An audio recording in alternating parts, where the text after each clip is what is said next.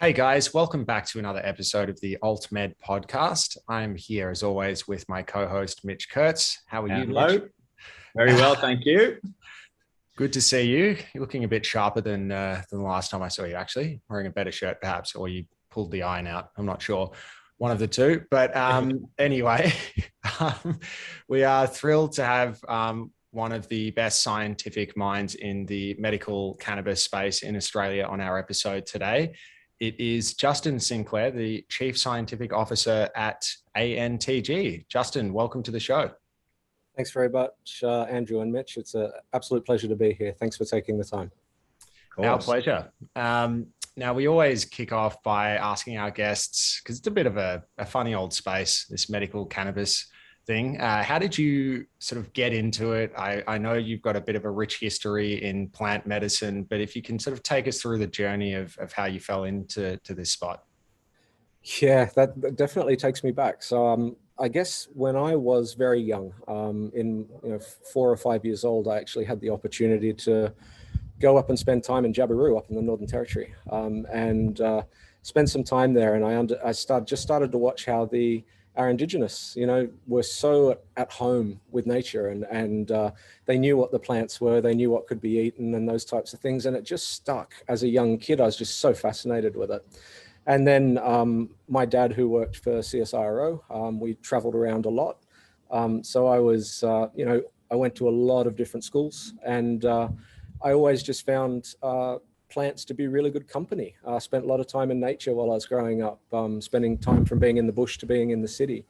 And plants have just always held that special place for me. And when I was in my teens, I had the opportunity, went over to the United States, stayed with family over there in Northern California in a little place called Chico, College Town, as they'd call it over there, and got to learn a lot just from local Indigenous, the Native Americans. I traveled up to Oregon for 2 years as well and spent time up near Bend, again, learning from some of the Native American Indians up there and how they use plants.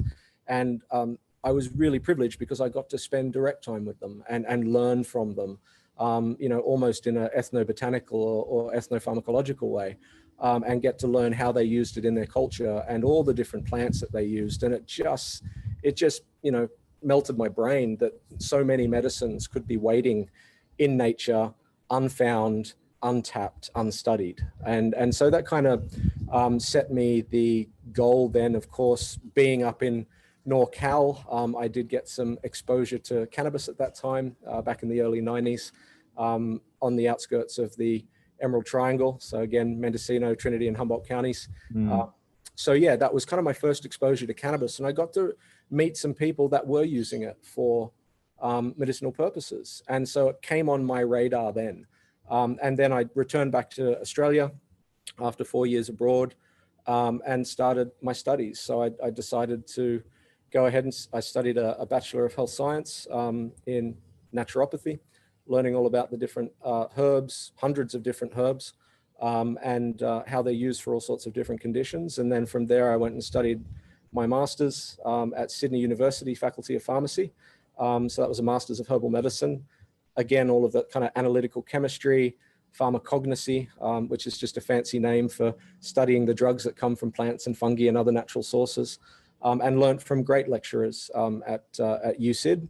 And then from there, I've now started a journey down the road of a PhD. So my doctoral studies are looking at medicinal cannabis for the safety, or assessing the safety, tolerability, and effectiveness of medicinal cannabis for endometriosis. So that's where I currently am. I'm 2 years in on that path, and my research certainly takes me down from there. But I'm obviously interested in all sorts of medicinal plants, but cannabis obviously has been a focus, particularly since I had the opportunity to work with Lucy Haslam at United in Compassion. So putting out a lot of education and things like that, because that was my main interest. And it was always my understanding that if we want to change anything, it's usually through education. So that was this very, very small part that I've played in the space, I guess. Yeah, incredible. And so just for the people out there that might not know exactly what ethnobotany actually means, I'd love to get a quick description. Not implying I don't know, although I might not exactly as well as you describe it. It's an interesting one. So I guess when it's a scientific study, of course. There were some great ethnobotanists, the father of ethnobotany. So you're looking at Richard Evans Schultes, and some of your listeners might know Dennis McKenna. So he'd be an ethnobotanist or ethnopharmacologist. And essentially it's just the scientific investigation, I guess, of traditional indigenous knowledge and the customary use of different peoples in different locations around the world concerning plants and their use, whether that is for medicine, religious, entheogenic uses, food, all of those types of things. So it's really just focusing on the interrelationship between the plant and the people that use it and how they use it. Whereas ethnopharmacology is really just looking at the study of the pharmacology that comes from plants and how different cultures use those plants or fungi or other natural substances as medicines. Yeah, very interesting. I think that's a question we get, we ponder and I get asked actually ourselves a lot, talking about the origins of cannabis. We know we've been using it for thousands of years. Is there much in the way of Australian cannabis being used for, and we know it's native to places like Thailand or China potentially originally, but in terms of the Australian scene with cannabis, do you know much about the history of cannabis here natively at all, if at all? Look, there are many better academics probably to ask than that. But from my understanding, cannabis came out on the first fleet. So it might have been used as a textile crop. I know that Dr. David Caldecott has done some rummaging through some of the National Archives, I think, on that. So he'd be the one to ask on it. But I mean, going back to where it originates from, Central Asia. So largely looking at that Central Asian region, the Afghanistan, and obviously it's been traded from there everywhere. So it's obviously in China all the way up to Russia, pretty much any continent on the planet that can sustain plant life. So probably the only exceptions being the permafrost of the Arctic and Antarctic and probably some of the Siberian regions. But every other place you'll find cannabis because it was so heavily traded by our ancestors. So, but that was its point of origin, I believe. So Clark and Merlin, who again, two pretty significant ethnobotanists in this space, have posed in their book, Cannabis Evolution and Ethnobotany, I think it is, that, it was likely in that Central Asian region where it started from, and then it spread from there. But from Australia's point of view, I believe that it came from the First Fleet, but certainly don't hold me to that. What a trip that would have been for Captain Cooked. Rolling up with the Afghan haze. Well, I think it was mostly hemp back then, because we have to remember back in those days that hemp was used for all the rigging of the naval ships, and hemp was used for the textiles of the some of the sheets of the sails. So it was a pretty important thing to actually have a really good supply of hemp for, I guess, the British Navy, which was the biggest Navy at the time. So I think that's probably what they had in mind, and whether or not they were using it for other purposes, I'm not sure. Yeah, goodness me. Something that just, and there's so much to unpack from your story, which I want to go to as well, but just something that popped in my mind while you were talking about how you've really grown, a love of cannabis and learning about phytocannabinoids and plant medicine generally. Just throwing a left field one at you, I read about mycocannabinoids recently. So cannabinoids, apparently they've found endocannabinoid metabolic enzymes in truffles, and they have basically determined that even fungi contain cannabinoids, which they've called mycocannabinoids. Just wanted to know, put you on the spot and see if you know anything about this. Yeah, no, I don't. I read a paper about that probably only about a week ago, and it's very interesting, because I think why I'm so interested in that is because fungi kind of they're obviously their own kingdom. They have certain characteristics of plants, but they are quite unique, and there's a lot more of them than plants. And so again, just exploring that and looking at the potential impact, that's the thing that blows my mind. I mean, there's over 200,000 species of flowering plants on the planet. many more depending on the literature that you read. And we've probably only studied about 10 to 15% of those for medicinal virtue. And that's just the flowering plants. We're not talking about any of the seed-bearing trees or anything, you know, the lower the bryophytes and things like that. And then you've got the fungi on top of that, and there's many, many more of them. So one thing I'd just love to see is more researchers getting out there and doing research on plants and finding out what's in them, high throughput screening, and just being able to actually quantify and qualify the actual pharmacopoeia that we live in. Yes. And to sort of to almost put it into a comprehensive, you know, might be 800,000 volumes. I don't care. It just, if we could just document it. Well, that would be it would be such an amazing scientific route of discovery, I think, because, you know, as I said, there could be cures for all sorts of things. There could be some type of lichen growing on a tree in Mozambique that we just haven't found yet. And that could be amazing. I'm pretty sure antibiotics, aren't they? The process of manufacturing those comes from fungi or something. Yeah. So anyway, it does. Yes, the mind boggles. There is a lot, but I wanted to just return to the story. So you were talking about your time in Chico. I'm just interested. This would have been prior to legalization over in America. Yeah. In California. So that's a good question. I was over there from 93 until 97. So there was a lot of that medicinal cannabis movement happening.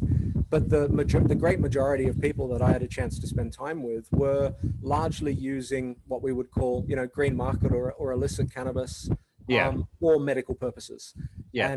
And that was the main kind of patients that I got to see during my time over there. And it was used for everything from chronic pain to, you know, everything that we're using it for prescribed here in Australia today. And it was just, a lot less regulated back in those days. But all it really did for me was just put cannabis front and center on my radar, because it had always been there. There's always a love of it from its, you know, I would argue of the hundreds of plants that I've had a chance to study over the years, cannabis is by far and away the one that has, I think, the most therapeutic potential of all of the plants I've had a chance to study. And you know, that's a hill that I'll gladly die on to say that. Just, you know, I think it is definitely one of the most studied plants on the planet, and we're still just scratching, you know, it's the tip of the iceberg. So, but yeah, it's most of that focus at that time for me was learning patient stories, and that came largely from the illicit supply at that time. Yeah, because there was, I mean, even though it's legal, you know, states have legalized, I think there's sometimes a myth to thinking that this industry just sort of popped up. But yeah, going back a long time before that Northern California was, you know, there was guerrilla grows there long before the sort of the recent wave of legalization. So it's kind of still are, I think. Yeah, plenty of guerrilla grows still there. No, it's fascinating. No, absolutely. And you spend, you're saying a lot of time in probably what most people consider the mecca of cannabis, potentially, in terms of growing, at least. The Emerald Triangle. Maybe can you shed any light for the Australian listeners, what it's like to kind of spend a bit of time in that region? So yeah, look, it was an interesting time, and I'm, being a lover of nature, I'd spend a lot of time backpacking and things like that, going and checking out redwood groves and all those things. And that's kind of an area where a lot of the redwoods were. So, you know, I'd get to be able to travel through that Mendocino County and Trinity and Humboldt counties. And the reason really is that it's very remote in some of those regions. It's very isolated. There's good climatic conditions for growing cannabis up there. And particularly, it's largely the remoteness that a lot of people would have liked, because, you know, there's lots of forests, lots of trees, very, very hard, I guess, to be spotted out there in some of those places. But the quality of the knowledge of people that were growing for some of these patients I had a chance to talk to, it was incredible. I mean, the genetics that comes, you know, from the Emerald Triangle, from those three areas, is largely form the basis for so many of the cannabis strains and varieties, chemovars, whatever you wish to refer them as, that we use today were circulating through those areas back in the 70s, 80s, 90s. And then obviously as legalization came on and more states adopted that type of mentality, those genetics have just spread everywhere around the world. So I think that, yeah, you're absolutely right. It is rightfully so a mecca for a lot of that, not only the genetics and the knowledge, but certainly a lot of the, and that's going back, much more than the time than I was there, that there would be people that have been growing there and supplying cannabis for patients for therapeutic purposes. Yeah, absolutely. I'm just curious a little bit.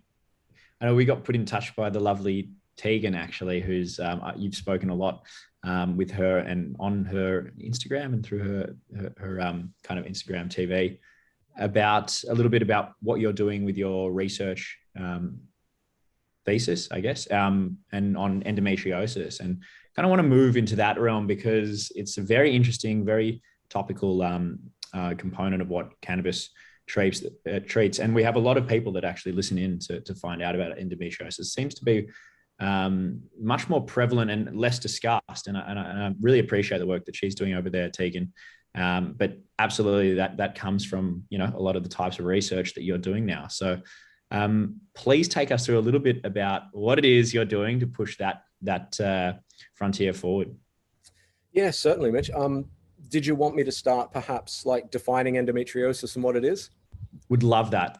Yeah, cool. Okay. Might be a few male listeners that don't completely understand. Yeah, certainly. So endometriosis it's an estrogen dependent chronic inflammatory condition. So it affects the entire body. Obviously that's the female reproductive tissues and organs and pelvic region specifically, but it can actually affect other areas of the body. And it's where there's a presence of cells that are very similar to the lining of the endometrium. And we find that they can be found or grow outside the uterine cavity. So these are what we would call ectopic implants. So they're commonly found in the pelvis, but they can be found in other areas such as the diaphragm, particularly attached to the bowel and those types of things, the abdomen. And I think it's even been found in the lungs and in the central nervous system. So it is, endometriosis is one of the most common causes of chronic pelvic pain.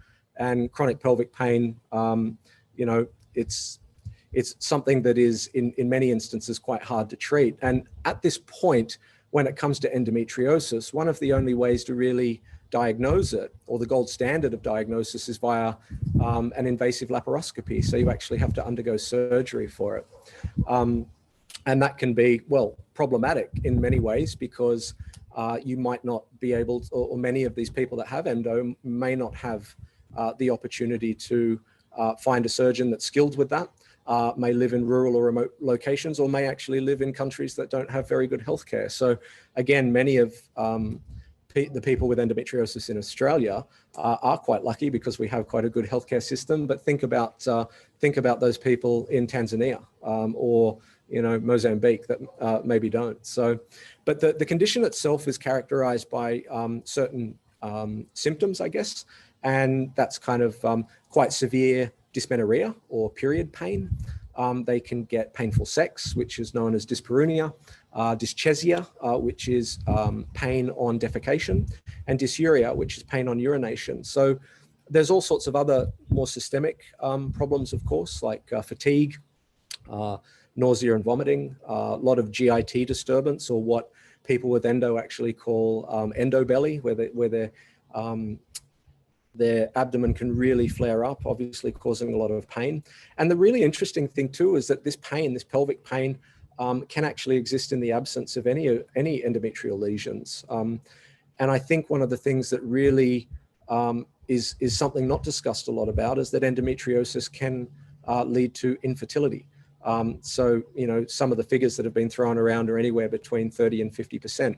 But it's not just those symptoms, because there's all sorts of other comorbid symptoms as well. So, of course, with many chronic illnesses, you've got your anxiety and your depression, back pain, migraines, fibromyalgia, uterine fibroids, I think also your chronic fatigue syndrome, and irritable bowel syndrome and autoimmune diseases. So all of these can be comorbid or occur with those previous symptoms that I talked to you about. And, you know, that's one of the things that I'm really interested in unpicking and unpacking a bit more, because all of those things, there's the physical impact of endometriosis to the health and well-being of the person that has it. But that then goes on to impact things like social activities. You know, can they go to parties and things like that when they're in pain? Likely not. And that can then affect maybe some of their circles of friends, your quality of life in general. It could impact your ability to study academically, go to school, go to exercise. University. Yeah. Oh, absolutely. You know, your career progression, because you might need to take more time off and because of the pain. And it can also, of course, impact their partners with their sexual and romantic relationships. So it's one of those conditions that just has broad ranging, really impactful ramifications for the people that have it. And that's, you know, it's what drove me into it, is that one of my family, a family loved one, suffers from it. And that's what drove me down this line. And, you know, even going away from the person, just to put some things into context for you when it comes to the financial impact that this condition or this disease has in Australia, I think it's $9.7 billion. It affects our economy per year. So it's around 30,000 per person per year that has endometriosis. I think between the years 2016, 2017, there were like 34,000 hospitalizations that were due to endometriosis. And that to me is just, you know, that's crazy. I mean, 15 of every 1,000 hospitalizations were among that group around 15 to 44 with endometriosis. So there's that economic aspect as well. And it's really good to see that the government has been throwing some money and funding down for research for endometriosis, because essentially it's 1 in 9 to 1 in 10 Australians has this condition. Why? We just have not heard enough about it, have we? It is almost, it's like this silent condition that so many women would be just living in agony with. I remember when we had Tegan on, she described as well the extent of how invasive the diagnostic process can be. You know, and that's perhaps another factor is, you know, people trying to just learn to live with it without, you know, going the full, let's, you know, get in there, see what's happening and, you know, try and surgically fix things. And it's quite a lot of work involved on that front. Oh, absolutely. And surgery is rarely curative.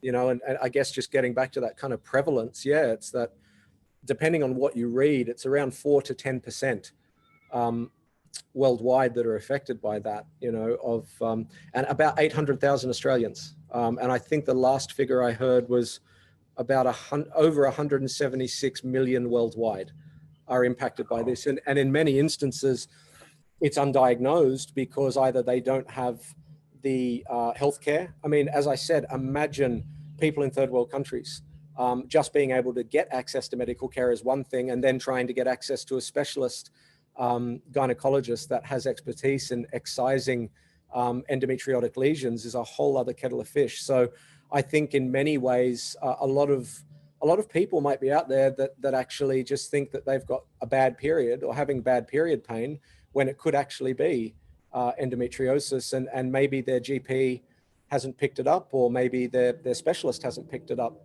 But that's one of the things that number is, as you say, it's been as a condition kind of swept under the carpet for quite some time. But it's fantastic to see a lot of the advocacy work by people like Tegan, Endometriosis Australia, and others that are really raising this to the spotlight and getting it the attention that it deserves.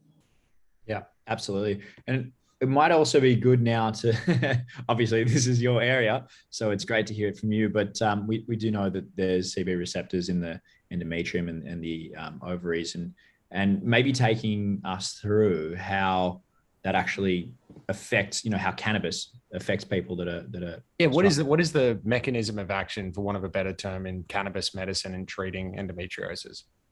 It's a good question, and we're still unpicking it. And I think one of the really interesting factors about it is, maybe I'll go back and talk about the endocannabinoid system first, because that might lay a bit of groundwork.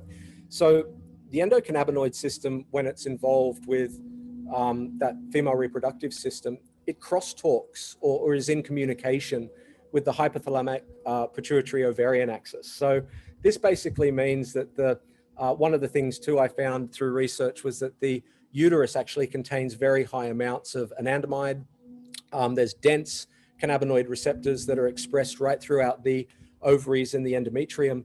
And that when I've started looking at the literature, and the literature is obviously emerging in this, but essentially the endocannabinoid system can reach out and impact things like your embryo transport, implantation, uterine decidralization and placentation, so very important for pregnancy, your follicular genesis, oocyte maturation, and the modulation of pain.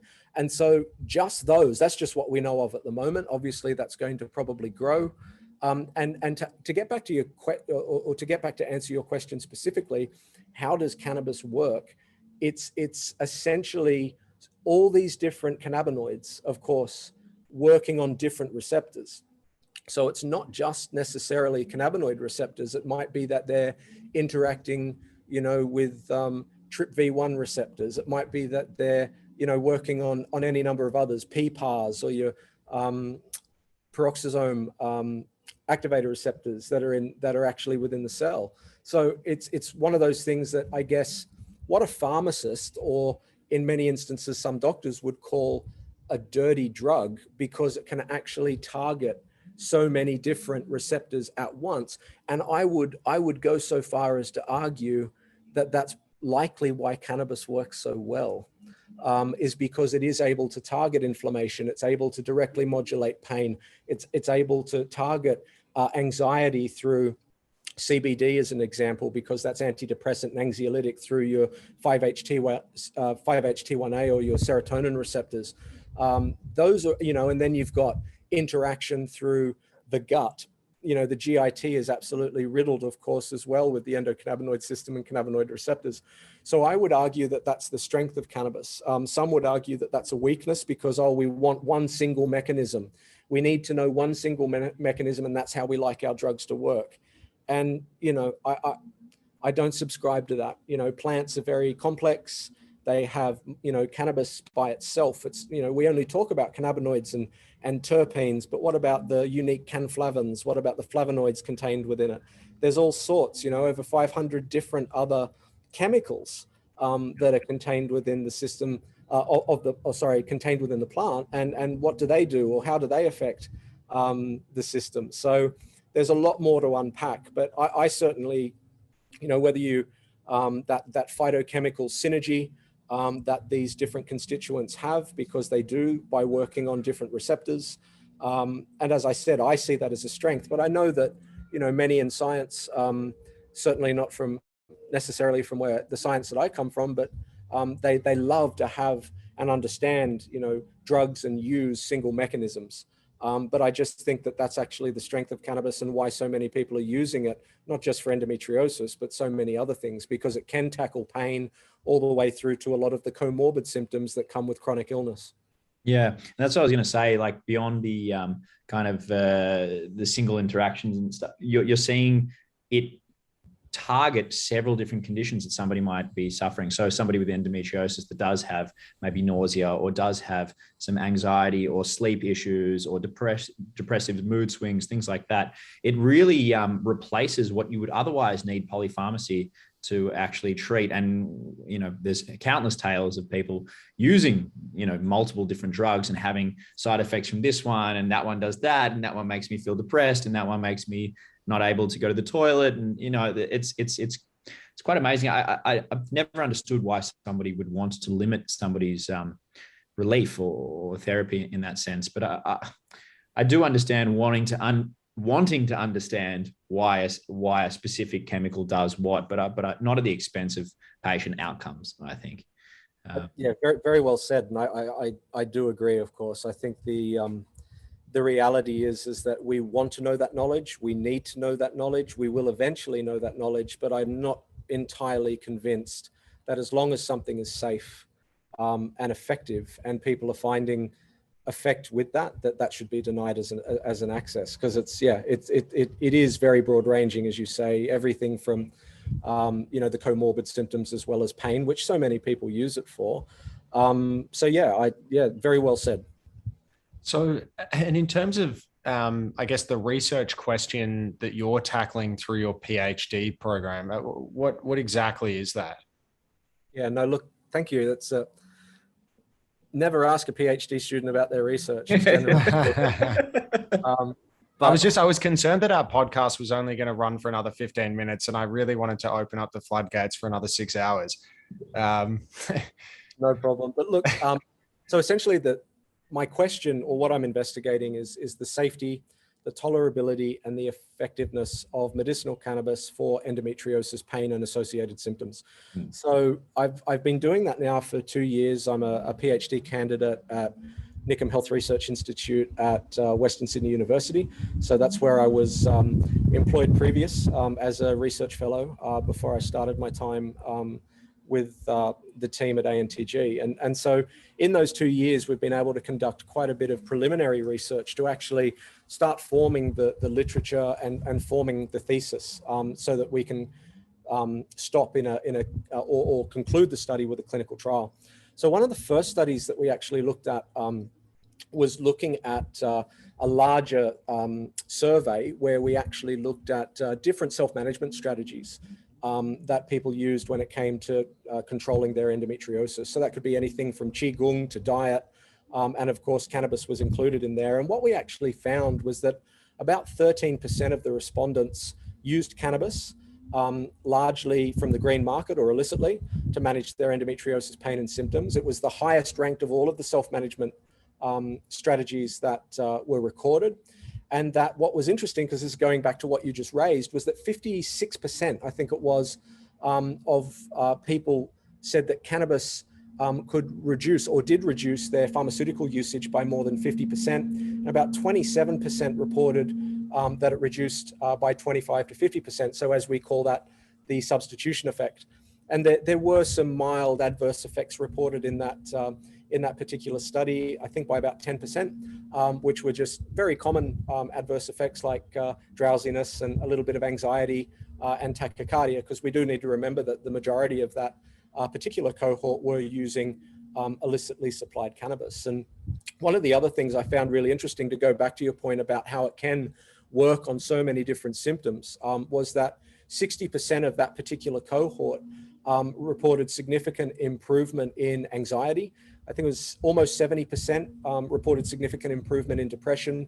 60% reported improvement in their gastrointestinal disturbance, and about the same percentage again for nausea and vomiting. But the standout performer there was about 80% reported significant improvement in their sleep. And anyone that knows chronic pain, chronic disease, knows that sleep is such an important aspect to it. So they were some really interesting findings from there, as well as the fact that so many in that cohort were still using it inhaled. They were actually smoking it. That was the most common dosage form for those that reported it. And I think the other thing that was quite interesting too is that the rough estimate for what they spent on their cannabis was around $100 per month. And so, yeah, that then led to another study that we looked at, which was actually done across the ditch in New Zealand. And one of the things we wanted to do with that study particularly is not only gather similar information, but actually dig down a little bit deeper when it came to the substitution effect. And so one of the things that we found really interesting from that illicit, I think it was illicit cannabis usage as a management strategy in New Zealand for women with endometriosis, and that was a survey, online survey. But essentially the thing that was really interesting is that 80% or so of respondents reduced their normal pharmaceutical medication use, with over, again, 59% completely stopping a medication. So the thing that was quite interesting from there, I mean, opioids were one of the most common stopped at about 40%. And so, of course, there'd be so many people out there that would be like, wow, that's amazing. And doctors as well, just saying this is significant, because opioids, of course, have dependency issues. They've got overdose risk, mortality risk. And obviously we're in the middle of or coming out of, hopefully soon, an opioid epidemic. And so this has so many there's positive news to that. But then on the flip side, there's actually, in a way, concern, clinical concern. And the reason that would be is that, doctors, in many instances, some of these medications that people are using for endometriosis, whether those are neuroleptics or antineuropathics or your opioids or your benzodiazepines or any of those, they should not be stopped cold turkey in some instances. And usually the recommendation would be to go to your doctor and do that together. So that you can taper those doses down of those drugs in a very safe and measured way, and not just, it's quite simply, you just shouldn't be stopping some of those cold turkey. And so that is a concern. So for all the positive that there are those little concerns too, because particularly if some of these people that are using illicit cannabis for their endometriosis and using that to come off some of those medications, many of them are not telling their doctors about it. And so that's one of the things that we actually did find out in another survey that's actually soon to be published. And then we had our most recent publication, which was where we went back and looked at some of the archival data from Strainprint, which is a company that tracks regular or regulated legal cannabis for different symptoms and different conditions. And so we got access to the data from there. And we actually picked that apart and had that recently published in PLOS One. And again, one of the interesting things from that is that we hypothesized that in a regulated market like Canada, that they would probably be using more oral oils and those types of things, and probably not so much of the inhaled. And we thought that the previous work that we'd done, the inhaled was being used in both Australia and New Zealand so much because maybe they, getting different products and things like that from the green market or from illicit supply didn't have a lot of sophistication. And so that was just the way that they were able to obtain it. So we thought in a regulated market like Canada, that wouldn't be the case. And that was not the case. So we still found, I think it was around 40% were using vaporized inhaled cannabis, and around 25% were using smoked cannabis through inhalation. So that kind of poo-pooed that one. And so largely we've been able to understand from focus groups that we've run since that time that the reason that a lot of them prefer that inhaled dosage is because of a fast onset of action. So from a pharmacological point of view, as many of your listeners probably already know, your inhaled cannabis does cross the blood-brain barrier relatively quickly. Usually you start feeling effects, if not under 5 minutes, usually within 5 to 10 minutes. And that's obviously quite important for pain, particularly in endometriosis, when you can get breakthrough pain that can come on very suddenly. And so that might be, and we believe obviously through talking with people that have been in our focus groups, that is entirely why they like to use it from that point of view. But in that particular study, it was overall very positive effect. The baseline efficacy was a rating of around 31. That the inhaled methods tended to have higher levels of THC, lower levels of CBD, whereas the ingested or oral methods tended to have lower THC and higher CBD. THC is very important for pain relief. So for those of you that are like CBD is medicinal cannabis and THC is recreational cannabis, no, that's just not the way it is, because that's not the way that we're seeing it's being used. Yeah. And that there was generally no difference when it came to inhaled versus ingested on their pelvic pain, but that the oral products that they were using, which as you'll remember are higher in CBD, generally did tend to be more superior for mood. So again, your anxiety or depression and the GIT disturbances that they had. So that was our latest publication. And then the one that should be coming out hopefully pretty soon was we did a large international survey, which included, UK, United States, all of those larger countries, some with legalized and regulated, and some where it's just emerging. And one of the things that we've just started picking through was again that substitution effect data. And again, going back, if we did a subset analysis just looking at Australia and New Zealand as a subset, and we found that when you combine those two countries and the participants together, that again, 31% were able to completely stop an opioid, 51% were able to completely stop a neuroleptic drug, 21%, give or take, were around able to completely stop an antidepressant like an SSRI.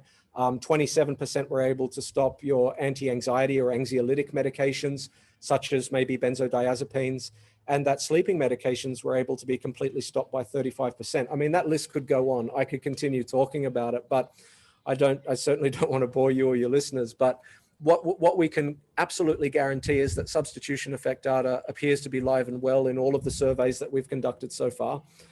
We have, of course, also conducted focus groups. So that's when we get different age groups of people with endometriosis, and we take them through and ask them all sorts of different questions. And that is something that's also confirmed in those focus groups. We're still crunching the data on that, but that's one thing from a research point of view, that it's really important to try and co-design a clinical trial with actual people that have your disease, that have the disease that you're actually trying to focus on. It's one thing to be an academic or a researcher and think you know a lot about it, but if you're not including the population of the people that suffer from it, you're going to miss things. And so the reason that I've chosen a mixed method PhD, where I'm using, again, qualitative data such that we're finding from those focus groups, directly engaging and asking the participants that have endo all sorts of different questions to help us design a really robust clinical trial. And then we've done the quantitative, so all of those online surveys and the archival retrospective data analysis, and all of that data is helping to inform us for what we're moving into now. So essentially the first 3 stages of my PhD mixed methods are complete, and now we're moving into the clinical trial protocol. So I literally had a meeting with 2 of my amazing supervisors this morning, which is Dr. Mike Armour and Professor Jason Abbott, absolute legends in their field, and they're the ones that are mentoring and guiding me through the PhD process. So we are moving into that clinical trial phase now, designing the protocol, and hopefully, all going well, looking forward to recruiting mid next year, mid 2022. All right, thank you, Justin, because that was a very comprehensive description of all the work that you've been doing in the lab, and I guess some of the work outside. But if I can summarize, so basically you have collated through countless hours of surveys, lots of data around people's experience both with the disease, treating the disease with a range of different cannabis products, such that you're now in a position to sort of be informed sufficiently to be able to design a clinical trial where you know exactly, based on that qualitative data, this is the type of product that we should be trialing. Let me stop there. So what product do you think are you going to, and maybe this is all sensitive, so please feel free to brush this one through, but is it going to be type of product? Is it going to be a flower that's vaped? Is it going to be an oil? Like what from that data, what do you think is the perhaps the most effective, or is it a mixed? Anyway, over to you. It's a very good question. And so what we're doing literally at this point is synthesis. So we're synthesizing all of that data and going through it and deciding what steps we're going to take. So currently we still have to finish our survey, international survey data, and finish the focus groups. So I'm hoping to actually have a definitive answer for you probably by about January. Okay, cool. Yeah, next year. But the reality is that, yeah, your summary was excellent. I mean, that was exactly what we're doing. And so that we can collect as much data as we can to actually design a robust study that's actually going to get hopefully some meaningful data. And I think, just as an aside, that's just what I've done with research. I've had, there's so many people that have reached out to me that are patients with endometriosis, either through emails or phone calls or, through social media or at conferences, and sharing their stories. And, just for those people, I really want to say thank you, because it's those stories that, and I must admit, during the focus groups, there were times when I was welling up, and I'd turn my camera off, or I'd look away like it looks like I'm getting a drink, but I was welling up. The stories of the pain and the, just the struggle that these people have, it gives me even more motivation. They're suffering, really yeah, suffering. oh, they really are. And are you able to, without, is there anything that stands out, like any particular anecdotes? Obviously, confidentiality there, but just for a flavor, what's the extent of despair that these people live with? I'm just curious. Yeah, it's a really good question, and it can be a full spectrum. So obviously, the more severe the disease, it can be quite significant. So whether that's only being able to work part-time, having to have, literally having to work from home, not being, just not being able to engage in society or with friends and things like they would like to. But some of the encouraging things that came out of some of our focus group research at the same time was that they actually saw cannabis as kind of being a glimmer of hope, because many of them had gone through so many different, treatments or surgeries and things like that, and didn't have the outcomes that they wanted. And cannabis for them does offer a significant improvement in those symptoms. But I think the despair, when we start talking about their suffering, there's also despair when it comes to the stigma of cannabis that many of them still face, whether that's, from a cultural or religious background, or whether that's with their job or their workplace. There's the drug driving issue is still a very significant problem. And that's one thing that, all of our focus groups have commented on, just saying that how is this possible that this is now a legal medicine and that I could actually lose my license or face charges and things like that, even if I'm not impaired. So I know that particularly in the endometriosis cohort, that is causing a lot of despair. Because they in a way they feel victimized for what is now a legal medicine, and that in their own words they say, I can drive off my chops on opioids, but that's not something that's tested for at a roadside drug test. And so all of the majority of them are obviously wanting to do the right thing, but yeah, the levels of despair for participants with endometriosis in some of the focus groups I've studied is really significant. Well, that point just at the end there about dry, I mean, it's fascinating to me that we are in a situation where there's that much anecdotal evidence. At the very least, there is actually now a growing body of research papers that, supports medical cannabis use. But I find it incredibly arrogant that the, so-called established medical profession should turn their nose up at medical cannabis. I mean, to sort of comprehend that level of arrogance from a doctor who has a patient with endometriosis that comes to them and says, okay, I'm going to shoot you straight, doc. I've been getting, cannabis, and it's actually giving me an enormous amount of relief. When I get, just that intense pain that comes around every few weeks or even few days, I will smoke a joint, and the THC in that gives me relief. And then the doctor says, actually, I know what's best for you.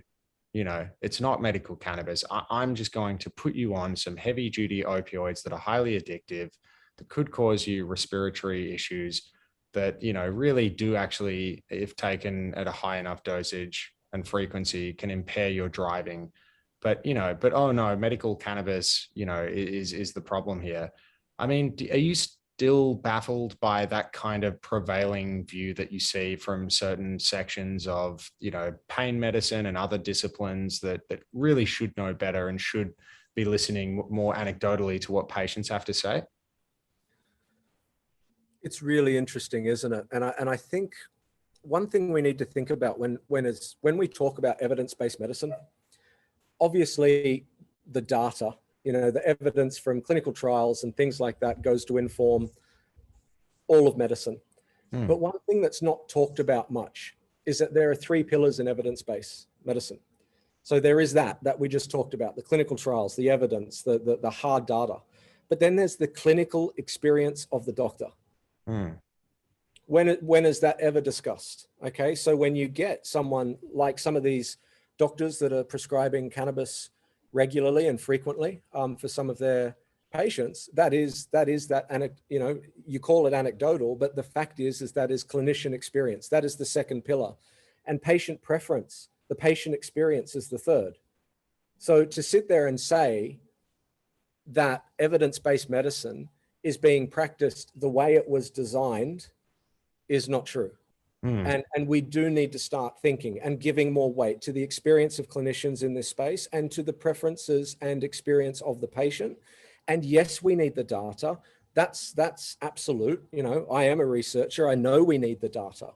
But the reality being is that we're only talking about one and not three. And that's, if you're going to talk about evidence-based medicine, then please, you know, encompass the three pillars of it. And absolutely, and like the entire mantle of the Australian Register of Therapeutic Goods really sort of rests on that one pillar: randomized controlled clinical trials must have phase 3 data, must show, you know, and we're talking about, you know, and certainly in the case of CBD and you know, most of the cannabinoid, you know, phytocannabinoids that are non-psychoactive, aka anything not THC. I mean, the safety is a profile of these compounds is, I mean, is anyone seriously putting it in the same camp? One of the things that still baffles Mitch and I to this day is the fact that you have a range of, you know, really the government has said 98% or more, if a product contains 98% or more CBD, we'll consider it Schedule 4. Everything else is Schedule 8, putting CBG, CBN, CBC in the same camp as opioids. I mean, it's just completely ludicrous. But yeah, to your point, if the ARTG were to be modeled more around clinician experience, patient preference, than just strictly did that product get put through multi-million-dollar RCTs, like we might actually have something that's a little bit more accessible. But you know, at the moment, yeah, it's just entirely based in this system that seems to support, you know, companies that have very deep pockets. And, you know, and I'm not even convinced necessarily about, you know, that there are great incentives to warp even RCT data. So, you know, we have to think about that as a possibility too, when you heavily stack a system that's so weighted in that one pillar. What does that incentivize the actors in that space to do? So anyway, well, yeah. It's a really good point you raised, but I think the other thing that we can think about is supporting the other pillars. And one of the best ways that we can do that is for clinician adoption. And I think, going to your point, you know, what you were talking about previously about how that doctor might see the patient might say, I'm getting great results on cannabis, but the doctor doesn't feel comfortable prescribing. And the reality may simply be that because they're not educated about cannabis or the endocannabinoid system, they actually will just revert to what they know, because they don't want to come across perhaps as being uneducated on the topic in front of their patient. And so really, I mean, all things go back to education. You know, I think that will change a lot of that discussion. And you're right, you know, there are certain aspects in the medical community and even in the scientific community that are pushing back pretty hard against cannabis. But yeah, I think it's fair to say that the horse has bolted. And that, it's just going to continue to grow simply by, well, that's what the statistics are showing us pretty clearly, isn't it? With the TGA. Yeah, and there are, you know, I think a diminishing number of doctors who are still willing to die in a ditch over this, and to really, you know, just, you know, any platform that will give them a voice, they'll still continue to shout down medical cannabis. But yeah, you're right, with that growing number of approvals from the TGA each month, the increase in doctor education is really a tenuous position that these doctors should find themselves in. And to be completely honest with you, I hope that many of them, you know, really just come around to see the error in their ways, as you know, as this whole movement gains momentum, because they're also about to get a real shock when you know, we start opening clinics up to psilocybin and MDMA. You know, it's that sort of ideological shift that people need to do to sort of say, well, okay, this might have been illicit because that was a decision of the government back in the 60s, but, you know, ultimately we're interested in unlocking the therapeutic value of certain plant and other compounds that were previously illicit. So, you know, kind of get on board or shut up. You know?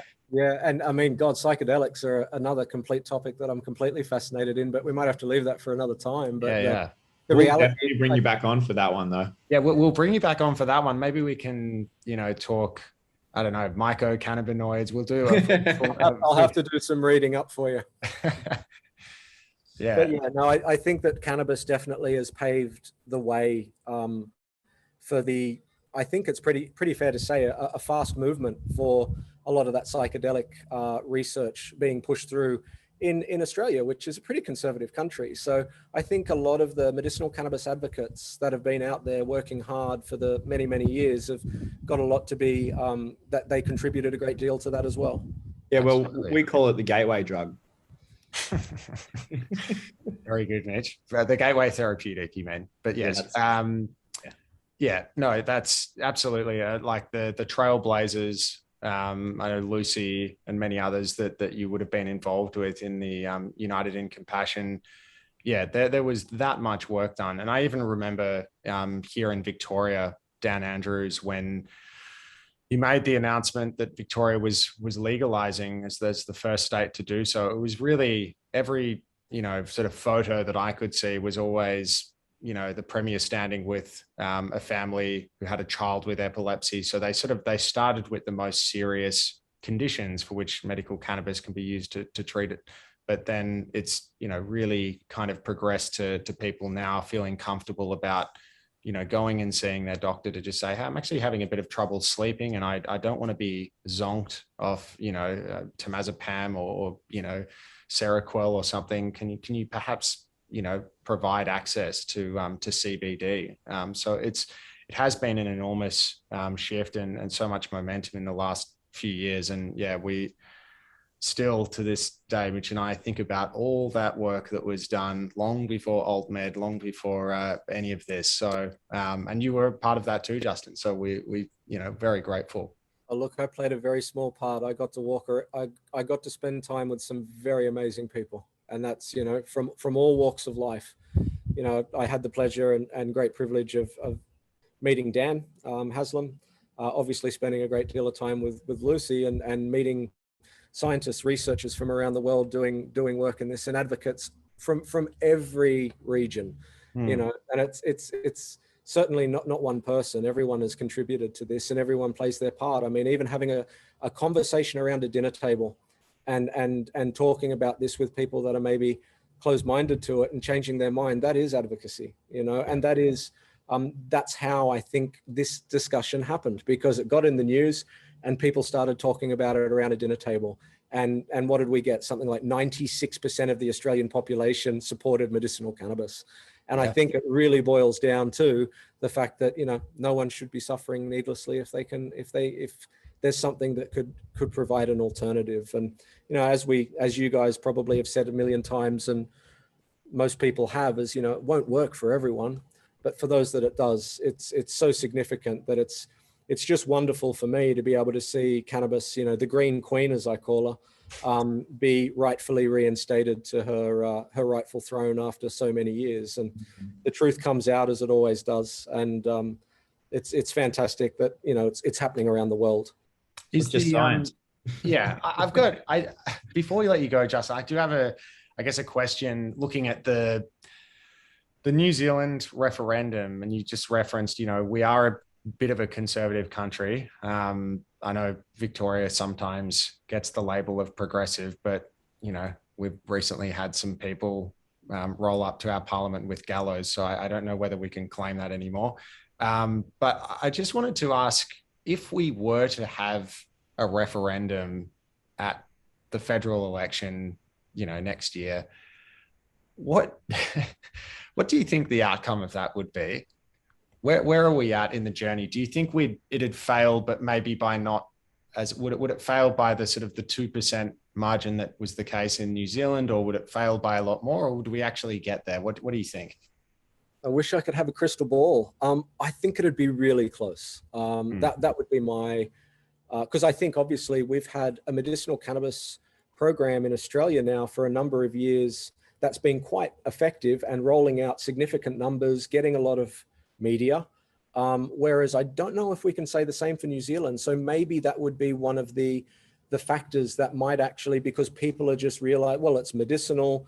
Yes, we can tax it, maybe the government, when they realize, how much tax they could make off it, that might change minds. But from a referendum point of view, I think it'd be very close. That's a really good insight. Because I imagine that, I mean, everyone that I talk to about, this podcast that I do, I mean, first thing they do is roll their eyes. But once we get past the eye roll stage, they're always telling me about, oh, that's really fascinating. My auntie's actually taking CBD oil for this, or, my brother takes it for that. I feel like in the lead up to a referendum, we'd have so many people actually connecting just from their own personal networks with friends and family that are already taking medical cannabis. But whether that would be enough, even if they were, favorably disposed to cannabis for medical use, would that then translate to, oh, well, let's open the floodgates and, legalize it for recreational use? No, it's such a good question. But I think it is fair to say that people feel far more comfortable talking about cannabis now. Yeah. And that in and of itself, the increased communication, not feeling like you've got to whisper, and that you can actually have, the UIC symposium next year. Hope to see you guys up there, by the by. Yeah, we'll be there. Bells and whistles. You've got your general public that can be there, doctors, nurses, other healthcare practitioners, and everyone, I think, coming together. I mean, imagine 15 years ago talking about a symposium about medicinal cannabis. Unheard of. And here we are. So yeah. I think it's changing the social views as well. Like I know if I'm at the park or the beach and you're sitting around and you kind of get smoke a joint.